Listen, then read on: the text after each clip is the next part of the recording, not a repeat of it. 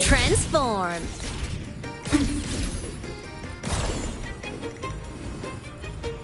Night mode off.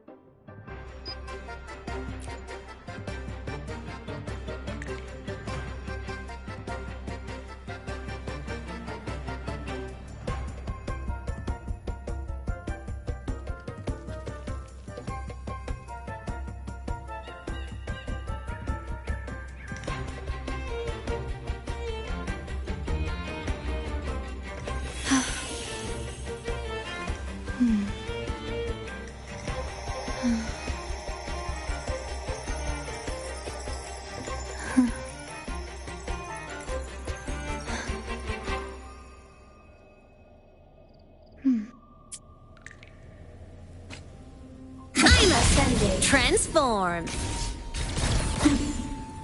Descending. Lock mode off. Roving among...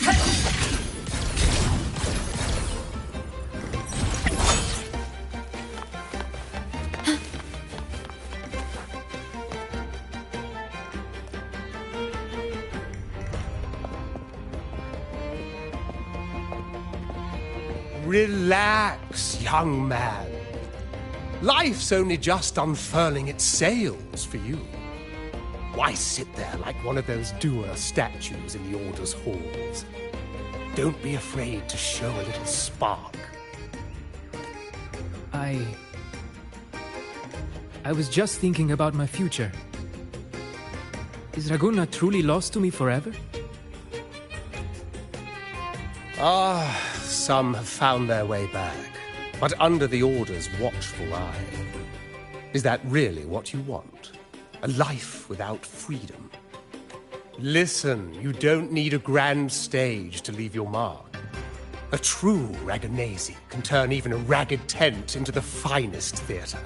That's what I'm preparing to do. I might be an old man now, but don't let that fool you. I was once crowned with the laurel, you know. You? Are you... Mr. Bardolino? In the flesh. Ha ha ha ha! As I took my final bow on stage, a bright light pierced through the clouds, shining down from the sky, and then a radiant laurel descended upon me, and I heard a voice. It was the Sentinel's voice, ringing in my head. I asked them a question that had puzzled me since childhood. The ultimate philosophical riddle. What should I eat tonight? And they answered. The body is the temple of the mind. To keep your mind sharp, do consume healthy food, such as the loris salad. But why loris salad? I was baffled, and the meaning still eludes me to this very day. I've never been quick-witted, though, and the Order's doctrines never quite took hold. Acting, however, that is where my true passion lies.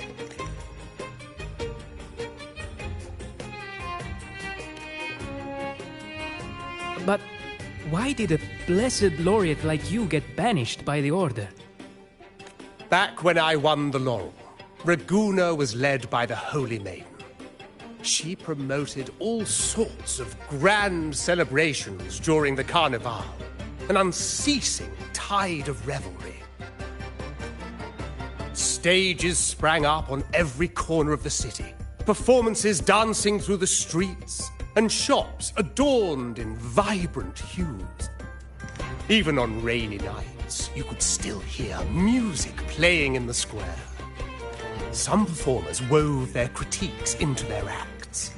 Sharp as she was, the Holy Maiden noticed. She refined city policy with each whisper of dissent. Those were the golden days, my friend. The Holy Maiden once said that if she were to leave this world, she'd want no majestic tomb or a solemn funeral, but the grandest carnival as her final farewell. And then she really did leave us.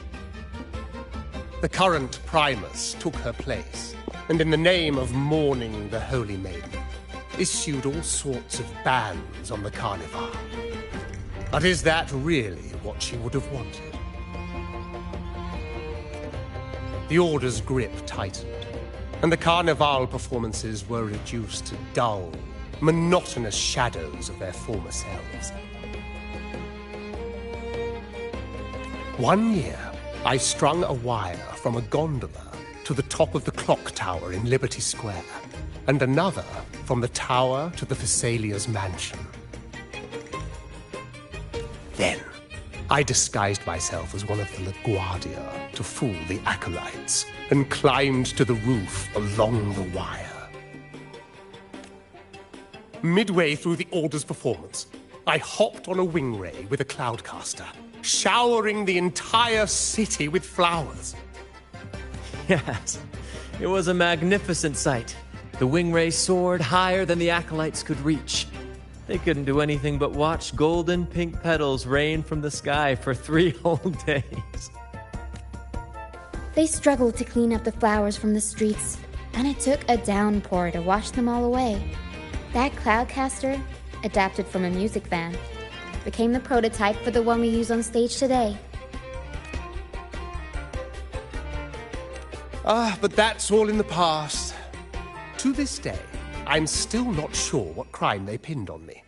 Maybe walking the wire without protection? Anyway, I'm just an old relic now. But you lot, you're the main characters of this era. Facing down every obstacle with fire in your bellies. But isn't our fate already sealed? Without the so-called salvation the Order preaches, we're doomed to our banishment. Just lost souls, dying in obscurity. Life is short, and we weren't born just to atone. The Order may banish us, but they can't take away our right to sing. Death is one of many possible ends, but it's certainly not the worst. Perhaps being forgotten is what the Order wanted for us. They want to erase all traces of our existence, grind us into dust and drag us into the abyss. But we'll fight the tide and live our lives to the fullest. Members of the troupe may come and go, but they never truly left us. Their deeds and songs are passed down through the ages. One day, our voices will echo across every land. Our words will reach every corner of the world. And by then, even the tacit discords in the stormy sea will know our names. That's the spirit, boy! Even if I can't earn myself a proper title, I'll become Rinasita's most enigmatic legend. When I'm gone, I'll leave behind a coffin that sings. Or maybe turn into a lark, singing every day and night!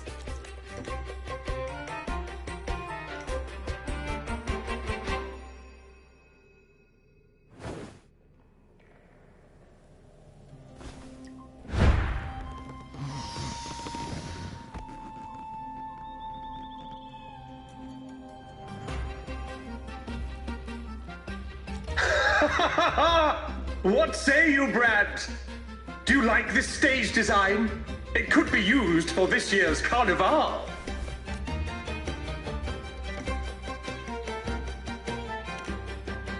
Our little chat reminded me of those good old days.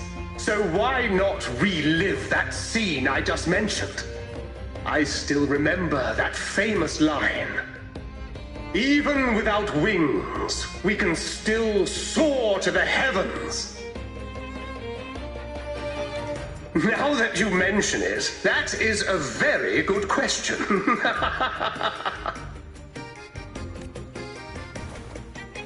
Please don't mind him. We like our performances big and bold, after all.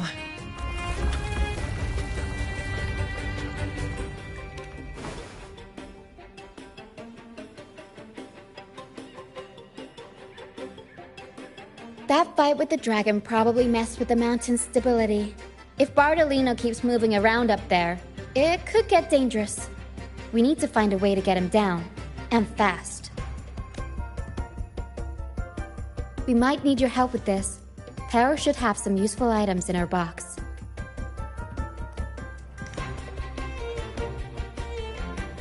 We've got a cloudcaster that can conjure up some fluffy cloud cushions. They'd make the perfect stairs to reach Mr. Bardolino, or catch him for a soft landing. But some of its parts have been borrowed by other troupe members.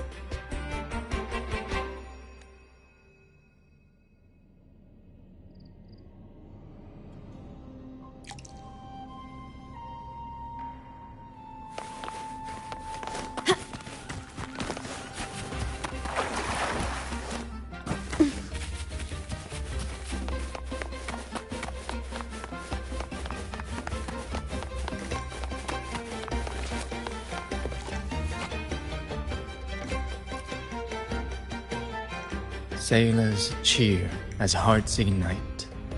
Soon we'll break these chains so tight. Oh, hello. I'm writing a sea shanty. Did you know Raguna Gondolier's songs are usually in 3/4 time? Matches the flow of water perfectly. When they row, their strokes go slow dip, quick lift, which fits that rhythm. But for our troupe, we use a 4/4 signature with strong and weak beats. It's catchy and perfect for sailors to sing along to as we work together to tackle the waves. Sailors cheer as hearts ignite. Soon, we'll break these chains so tight. Actually, boarding the Pilgrim's Sail was my choice. I used to compose hymns for the order.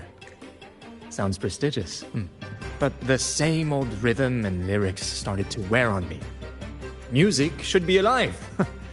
So, I decided to take the pilgrimage, believing I'd find new inspiration from the divinity. You probably already know what the pilgrimage really is. I was foolish to believe the Order's lies. But luckily, the troop found me and brought me in. Have you seen any of our performances, perhaps? We don't do those lofty soliloquies that give you existential dread. That doesn't mean our plays are shallow. They're just more hopeful and speak directly to the heart. We do commedia improviso, a style of play that's all about those fleeting, beautiful moments of everyday life. We sing of love that endures, enemies who become allies in the fight against evil. The Order may scoff at such stories, but they're real, human stories, full of ambition, dignity, and everything that makes us human. Traveling with the troop, I've learned to see the beauty in the small things, and I've met people facing similar and unique life struggles. Only those who walk in the fields can really see how the crops grow. It's the same with music.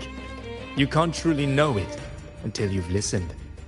That's why I'm always chatting with the crew, gathering ideas for my ballads and shanties. The true rhyme of our time.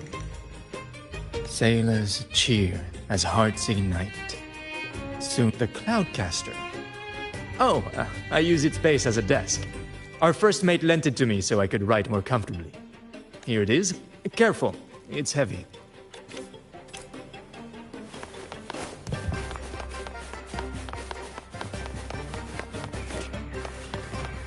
Roving among the stars.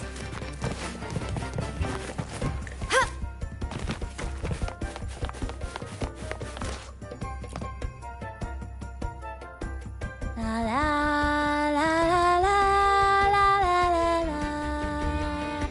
I'd rather be a wild flower, ignored by all in my own power, than a rose that bends and sways, bathed in grace, but lost in dismay. Who knows? Ask the Order and they'll give you 100 reasons. I can't even remember how long I drifted on that pilgrim's sail, but the troop found me just in time and took me in. What's past is past. It's the present that counts. Let go of the bad days and enjoy the moment. This is the way to live, I'd rather be a wild Cloudcaster. It does ring a bell. Here, the resonance unit. It helps me find the right pitch and rhythm. Works like a charm. You should give it a try too.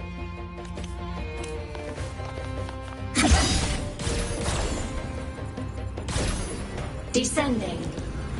Light mode off. Come on, fish. Come to my net. Me? Just prepping dinner. The storm's passed, so it's the perfect time for fishing. The captain once told me a secret. The fiercer the storm, the more fish it brings. Sometimes we even see fish swept up by the wind, raining down from the sky. Usually, yeah. But when we dock on an island, the captain and first mate will buy some other food from the locals. Come on, fish. Come to my net. Back in Raguna, I was just a fledgling fisherman when I accidentally caught an arasti. Turns out, it's a sacred fish, only meant as an offering to the sentinel. Mortals aren't allowed to catch it, but it swam right into my net. Not really my fault, was it? Though the Order didn't see it that way. They banished me out here, like tossing a fish onto dry land. Luckily, the troop found me. I can still fish like I used to. Otherwise, I'd probably be dead, or living as a pirate. Though, to be honest, life here ain't too different from a pirate's. Except we're not hunting for treasure, but for smiles and cheers from our punters. Come on, fish! Come to my net. Yeah, I borrowed the reel for me fishing rod. We scavenge all sorts of stuff from the beach and fix them up as needed. Nothing goes to waste. Don't be fooled by appearances. This stuff can be pretty versatile. Good. We have all the parts now. Time to work, Pero.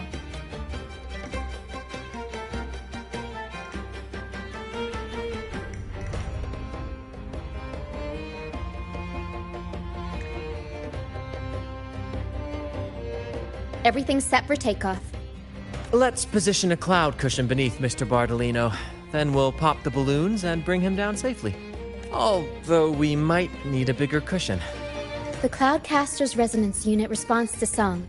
The louder our singing, the more powerful the effect. In that case...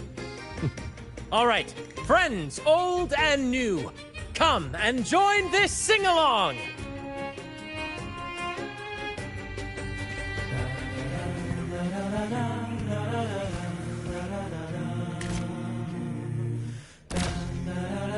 Bullseye! How about showing off that aim again? Almost done!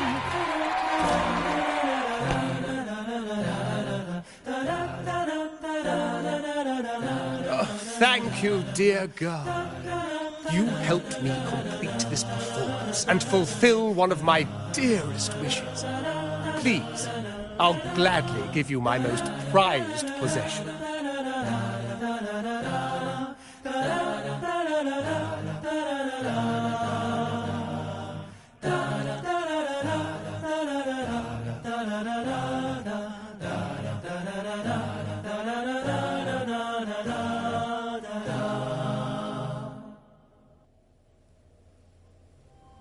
Apologies for my late arrival to such a magnificent performance. Did I miss anything? Oh my, oh my. What an honor to witness the beauty of our generous benefactor. Thank you, my lady, for rescuing this humble soul in his moment of need.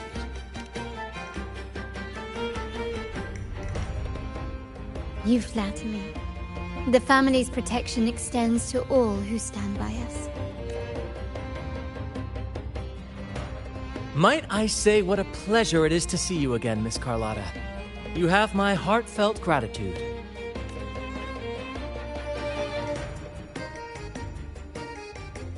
Is everything going smoothly with your family, Miss Carlotta?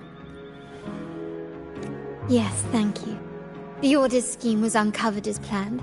Uncle Capulet was rescued, and Grandfather has handled the rest. I still owe you thanks for improvising with me in front of that priest.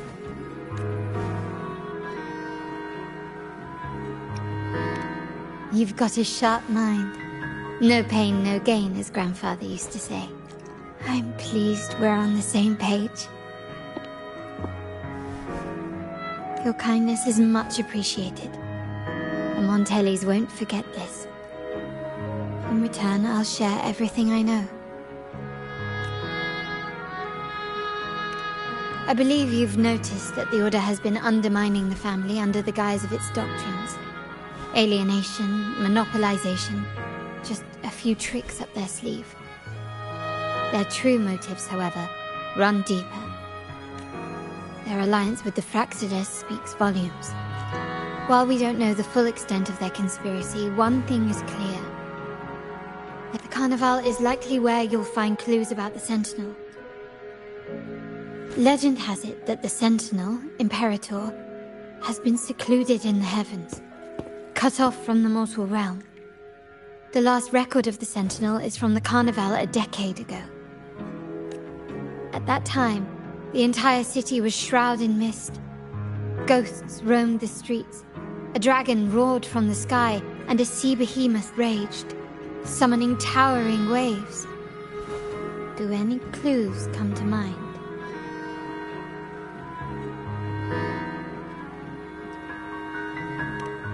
The mist might be coming from the remnant clouds in the Nimbus Sanctum. Lorelei has the power to purify and control them, but the Fraxidus interfered. Remnant clouds corrupted by evil will disrupt Echo's frequencies. If the mist had spread to the city, it would have stirred the echoes into chaos. We are lucky that you and Zani, along with that acolyte, awakened Lorelei in time. You prevented the mist from spreading and averted the waveform. The Fraxidus must still be licking their wounds. At that time, the entire city was shrouded in mist. Ghosts roamed the streets. A dragon roared from the sky, and a sea behemoth raged, summoning towering waves. Do any clues come to mind? The Montelli traders used Lycoris in experiments to turn echoes back into tacit discords. If they were successful, the ghosts seen 10 years ago may have also been created this way. Ghost is just a dramatic name given by the Raganese for tacit discords. They look nearly identical to echoes, especially in the mist. With your help, Grandfather has thwarted their plan. No corrupted echoes will appear at this year's carnival. At that time, the entire city was shrouded in mist. The Order has allied with the Fraxidus to control the dragon. From what I saw when I connected with its frequency, they might be planning to command it to attack Raguna during the Carnival. After the Tacit Discords took over this isle, the Order used them as an excuse to forbid any entry. It might be their way of concealing the dragon's existence. But without the Lycoris, the Dragon of Dirge is now off the table. At that time, the entire city was shrouded. The remnant clouds spreading, experiments to turn echoes, and the dragon's manipulation. The Order plans to recreate these disasters at this year's ceremony. The Order and the Fraxidus are allies. To prevent the Carnival's sabotage, we must stop them. But what is their motive?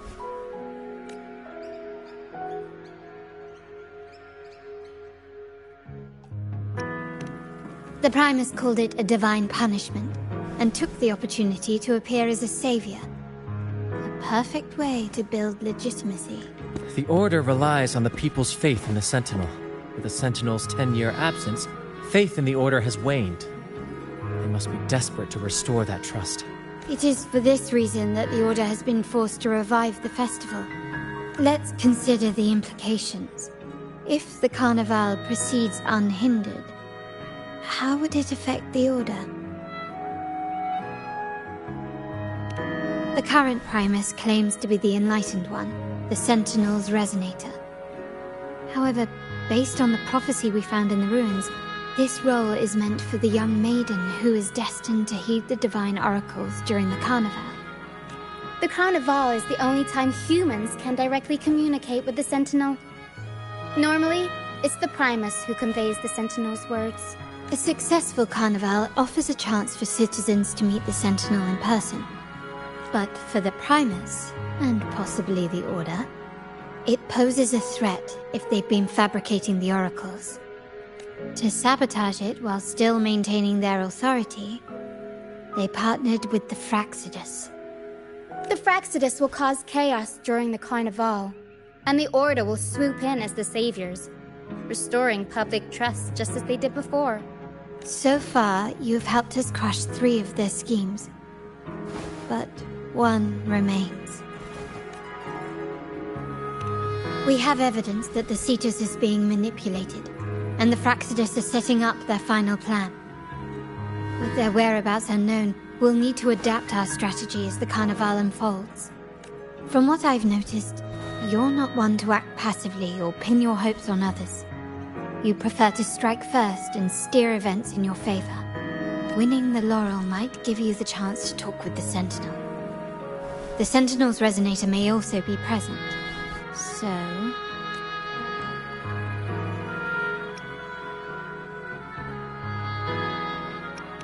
Our aim has always been clear: to restore the Carnival to its former glory with a performance for the ages. If the Divine truly exists, would they wish to see their people living without freedom? Or witness a festival twisted into a tool for tyrants? If we win the laurel, we'll show that such punishment is absurd. But if that's truly their design, we shall break those divine shackles ourselves. Whether divinity exists or not, we will fight for Raguna's freedom, where everyone has the right to live and pursue a future of their own choosing. The Montellis share this vision. Only in a free society can a fair and open market thrive. However, the troop alone is too weak. The family is under close watch and our enemy hides in the shadows. We need your strength to find our way forward. Thank you. I'm pleased we've reached an agreement once more.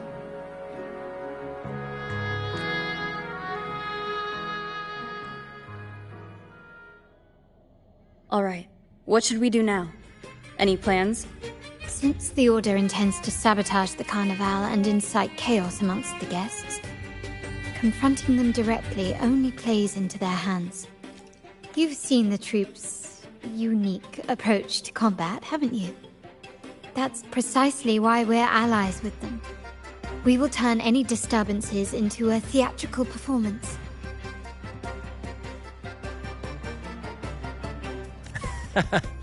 I can see our friend here is still a bit confused. No worries, my dear girl. We'll have a quick rehearsal before the Carnival begins. Speaking of which, Ms. Carlotta, would you honor us by joining our performance? Me? I do have some stage experience, though I must confess I may be a bit out of practice. We don't know what challenges we'll face, so your help will be needed, Miss Carlotta. Plus, it's a chance for you to get to know our methods. If you insist. Wonderful! As the festivities continue, if you're both ready, please join us on the stage of the troop liner.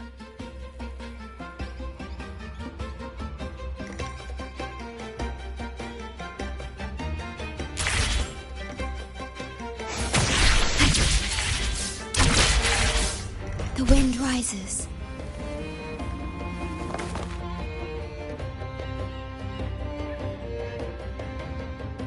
Our rehearsals are rather straightforward. No scripts, just pure intuition and our senses guiding us. That's what makes Commedia Improviso truly come alive.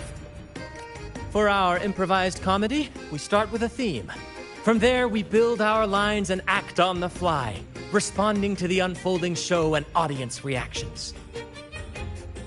But with the limitless capacity for human creativity at play, the plot can sometimes veer into the, well, unconventional. To prevent things from spiraling too far, we set an anchor for the performance.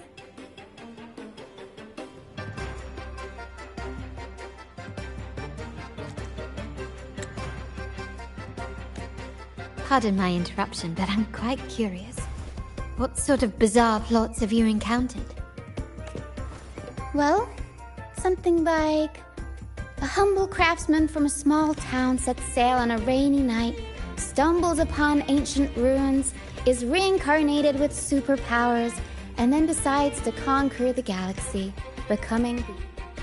So, we draft a basic outline that assigns roles and guides the plot's direction. And this time, our outline is: a kingdom is attacked, monsters run rampant, and the Demon King has kidnapped the Holy Maiden. A few brave heroes accept the Minister's quest to defeat the Demon King and rescue her.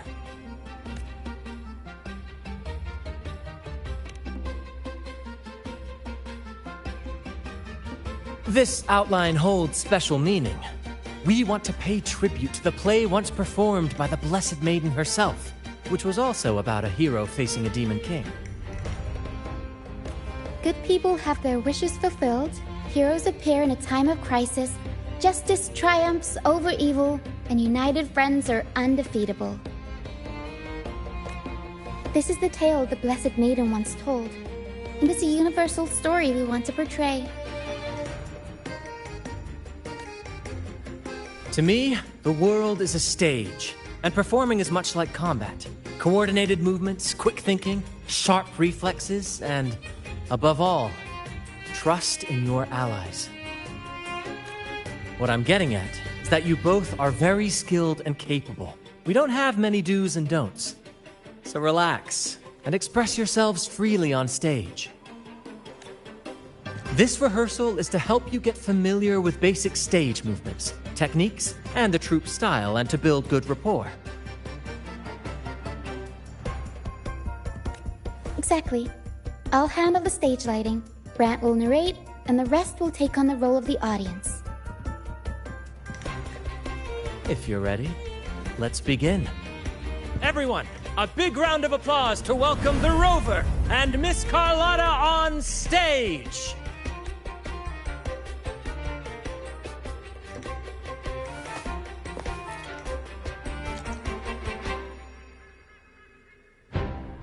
All right, next I'll spin the prologue of our tale, setting the scene for how our brave heroes first crossed paths. Once upon a time, a hero roamed the world. Undaunted by the lack of a divine vessel, she embarked on a perilous journey across tempestuous seas. Alone in the dark, a young girl of untethered spirit soared against towering barriers with wings of defiance. The winds of fate brought them together.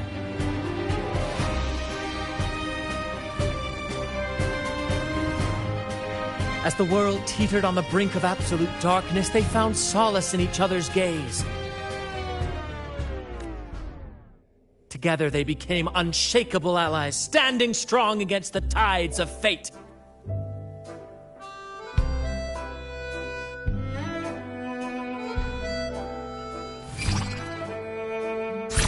Even if light were to fade from the world and the stars cease to shine, they would still blaze like the sun forever.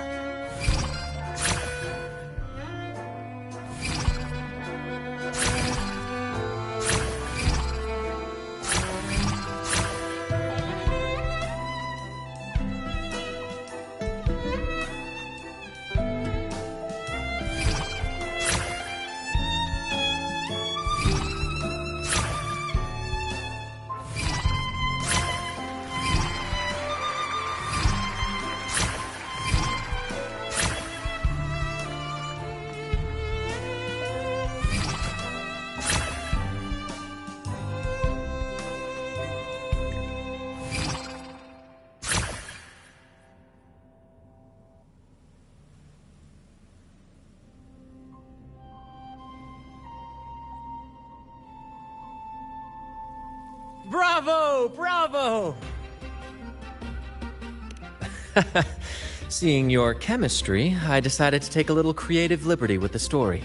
Anyway, it didn't stray too far from the outline, right? The thrill of improvisation is in its unpredictability. There's always a rush of excitement with every twist and turn. Your movements were seamless, elegant, and powerful. I'm confident you'll shine at the carnival. Thank you. It was all thanks to you. You inspired me and kept my spirits high. You'll master it in no time, I'm sure. All right, that's enough for today. Let's save the grand reveal for the carnival. Oh, and speaking of which, there's still something we need to prepare for you, isn't there? You mean the essential item for the carnival performance? Don't worry. I've taken care of everything.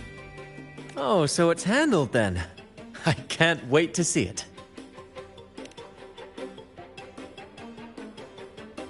I have a small gift for you. Let's head back to Raguna together, shall we?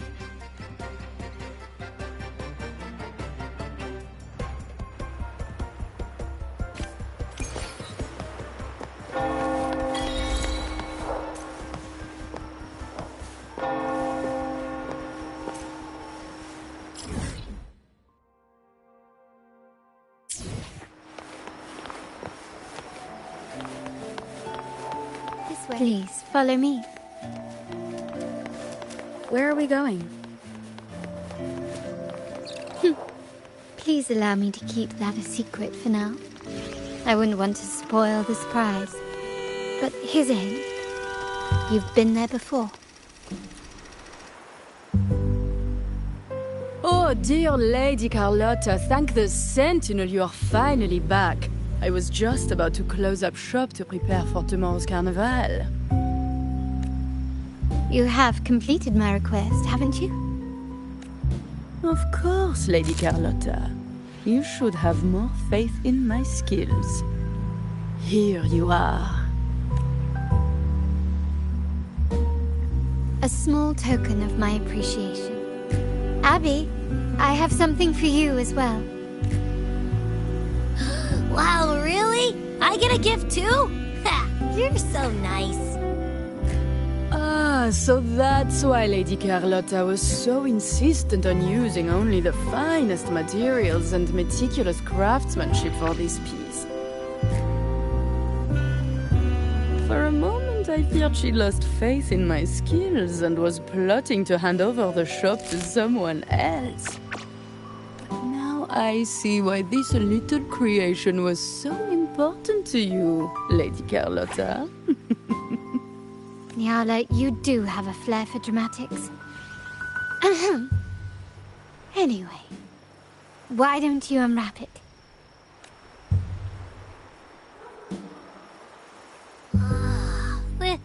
This is... I took the liberty of having Nyala custom make this mask based on my impression of you. I hope it suits your taste.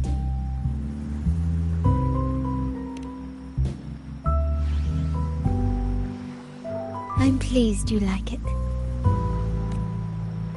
The carnival is a splendid reverie, and the mask is its passport. May it help you navigate the carnival with ease, and let you enjoy it to your heart's content. We will, for sure. May I take a bit more of your time? Walk with me through Ragusa tonight. I have some additional information to share with you.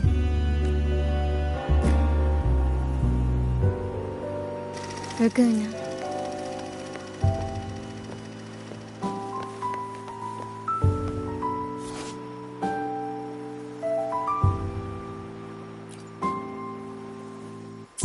The sapphire that crowns Solaris.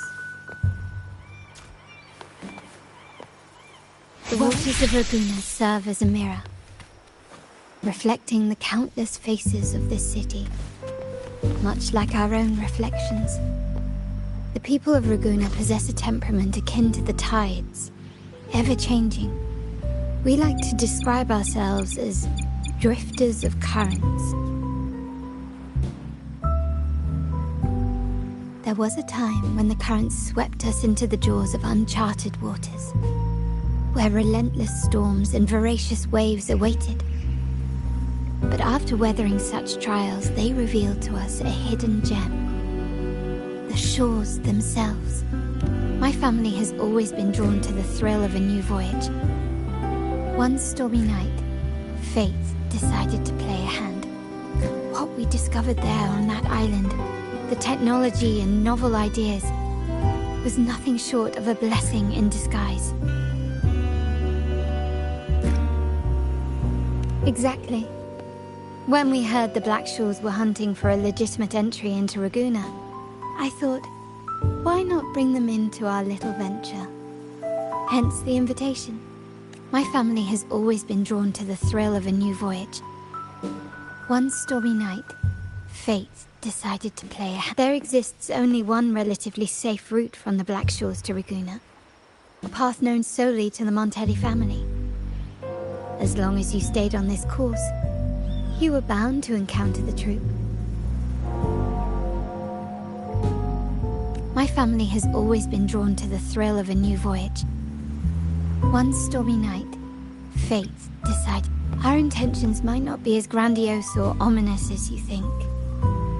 We seek liberation, and to achieve it, we're pursuing the truth behind Renacita's origins. Legend has it that when people first arrived on this island, Genesis Nexus was already here, welcoming them. The prevailing belief is that the Sentinel gifted us this technology, and despite nobody ever seeing the Sentinel in person, we talk with them through supposed telepathy. Notice anything strange about that story?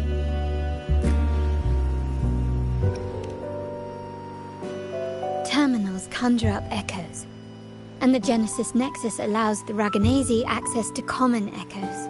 If the Genesis Nexus was present when the first settlers arrived, who built it? And really, if no one's ever laid eyes on the Sentinel, how can we be so sure that statue really represents them? It seems to me the Order might have spun us a tale, hiding the true origins behind their grand myths.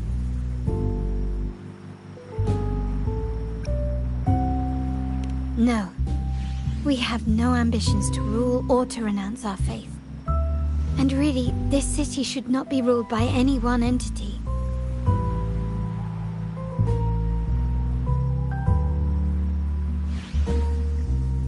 The hour grows late. I have arranged accommodations for you at Palazzo Grotto in the south. Let us walk there together, and I can share a story along the way. Think of it as a bedtime tale. I learned it from the troupe. It's about Fleur de Lis, the Blessed Maiden.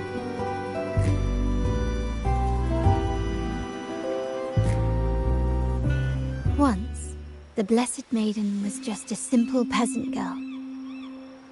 During the Sentinel's gratitude rite, the young Fleur de Lis managed to sneak past the guards and drink the sacramental wine. Every drop. Perhaps it was the intoxicating wine in Eggletown, or simply her lack of experience with spirits.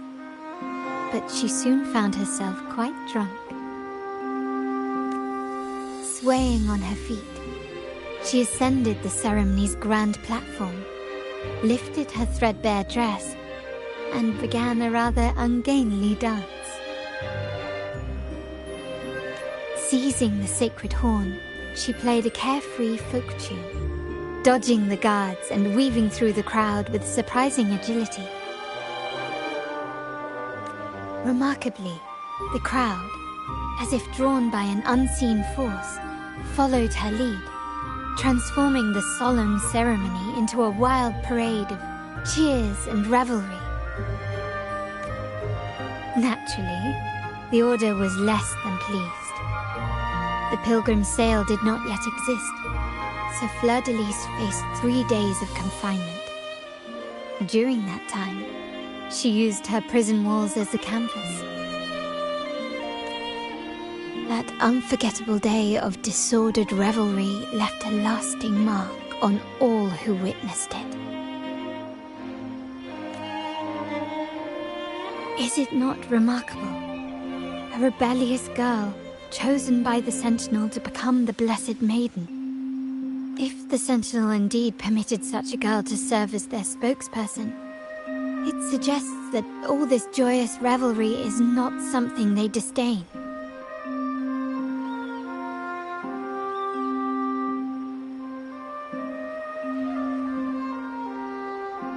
Perhaps they too enjoy poetry, painting, tears, laughter, romantic tales of nights, and dancing amidst crowds, much like ourselves.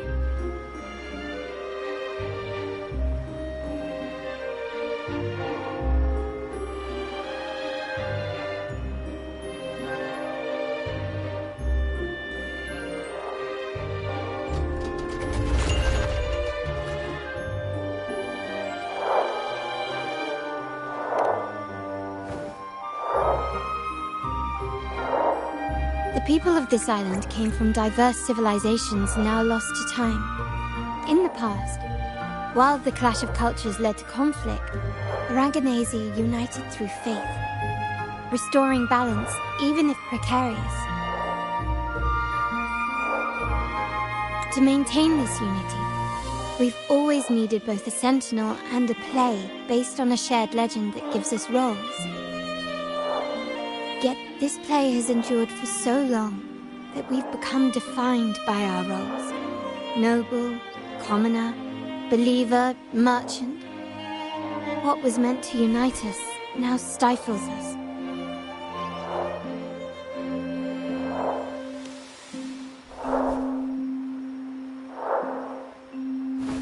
Now, we yearn for a day when we can truly set aside our titles and positions, express our true selves, and join together in celebration.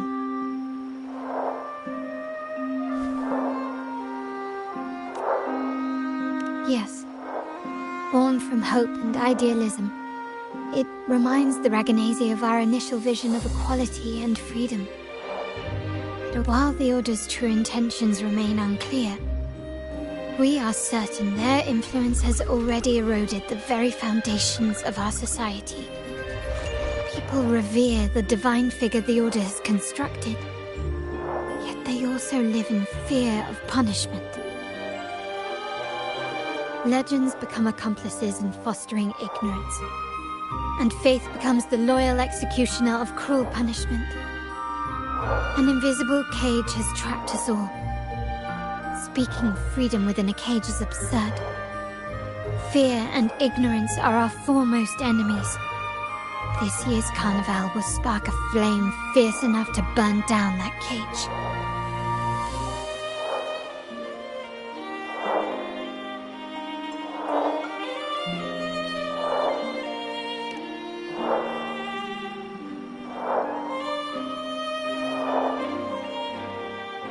Rest well, and tomorrow we shall take the stage together at the carnival. Good night. May your dreams be sweet.